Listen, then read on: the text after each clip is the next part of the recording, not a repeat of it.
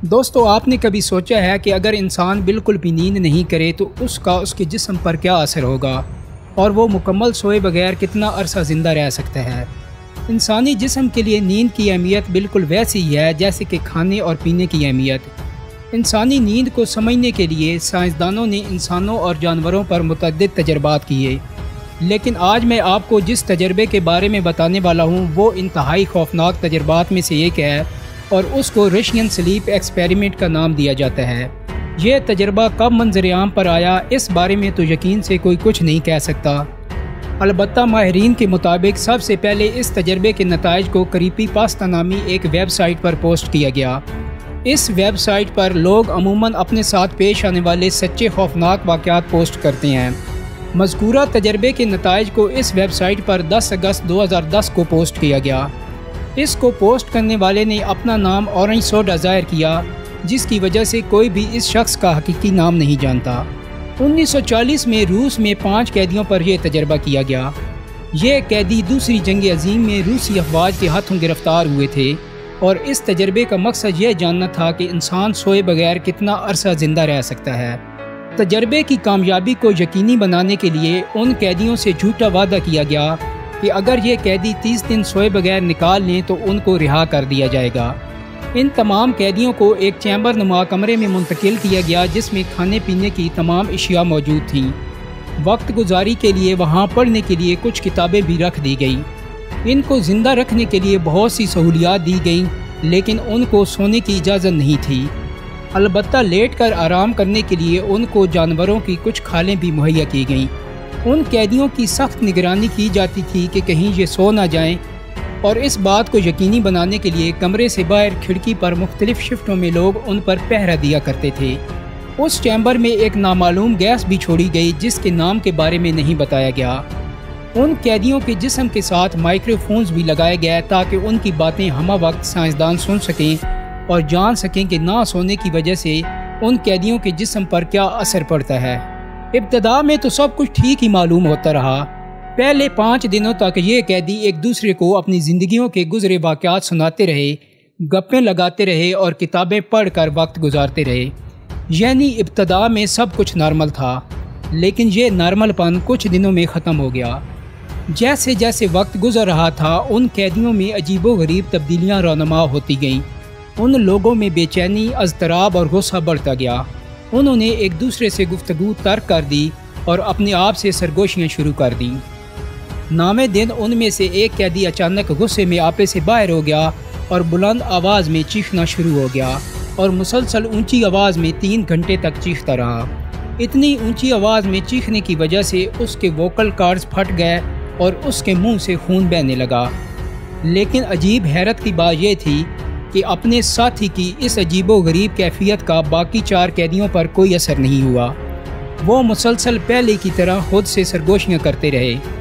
कुछ देर बाद उनमें से एक और कैदी ने इसी तरह चीखना चिल्लाना शुरू कर दिया और गुस्से में किताबें फाड़ने लगा और इन किताबों के फटे हुए अवराक उस खिड़की पर चिपकाने लगा जिसकी मदद से उन पर बाहर से नज़र रखी जाती थी।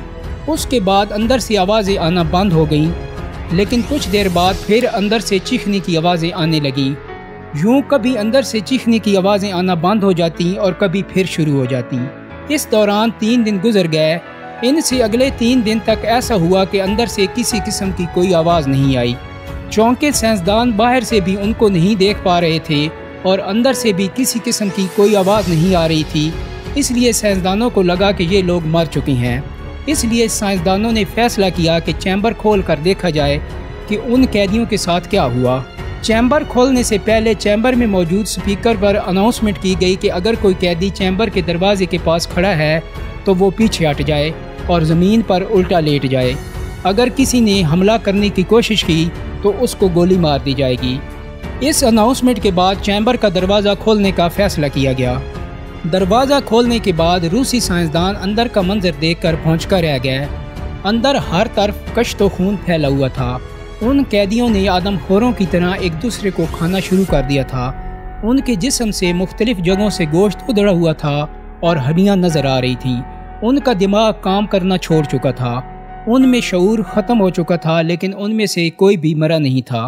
उनमें से एक कैदी बोला कि हम यहाँ से नहीं जाना चाहते, हमें अकेला छोड़ दो, हम इधर ही रहेंगे। उन कैदियों को अस्पताल ले जाने का फैसला किया गया, लेकिन वो यही चीखते चिल्लाते रहे कि उन्होंने सोना नहीं है और उन्हें सुलाने की बिल्कुल कोशिश ना की जाए। अस्पताल में वो कैदी यूं ही चीखते चिल्लाते रहे और उनमें 3 कैदी अस्पताल में ही मर गए। बाकी बचे 2 कैदियों को पट्टियां बांधकर दोबारा उसी चैम्बर में छोड़ दिया गया। ये तजर्बा ख़त्म नहीं किया गया। इस दफ़ा इस चैम्बर में गैस की मिकदार भी बढ़ा दी गई। रूसी साइंसदानों की इस टीम में से 3 ने फैसला किया कि वो कुछ देर अंदर रहकर उनके बारे में जानने की कोशिश करेंगे। उन साइंसदानों में से एक ने एक कैदी से पूछा कि तुम कौन हो और अंदर आने के लिए इतना बेताब क्यों हो रहे थे। तो वो कैदी बोला कि मैं आप हूँ, आपके अंदर का शैतान, आपके अंदर का जुल्म हूँ। ये सुनकर उस साइंसदान को एहसास हुआ कि उन्होंने उन कैदियों पर बहुत जुल्म किया और इस तरह का तजर्बा कभी भी किसी दूसरे इंसान पर ना किया जाए। उसने उन दोनों कैदियों को गोली मार दी और अपने साथ अंदर गए दोनों साइंसदानों को भी शूट कर दिया। उसके बाद वो चैम्बर से बाहर निकला और उस तजर्बे के हेड को गोली मार कर खुद भी मर गया।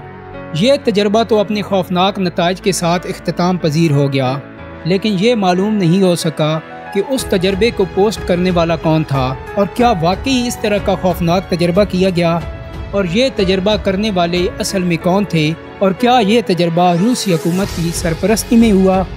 वो कौन सी गैस थी जो उन्होंने चैम्बर में छोड़ी थी। ये तमाम सवालात अभी तक जवाब तलब हैं। उस खौफनाक तजर्बे की कहानी से मुतासिर होकर 2015 में इस हवाले से एक नावल भी लिखा गया।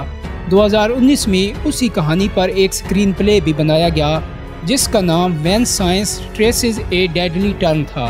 2019 में इसी कहानी पर मबनी एक Hollywood film the sleep experiment release की गई।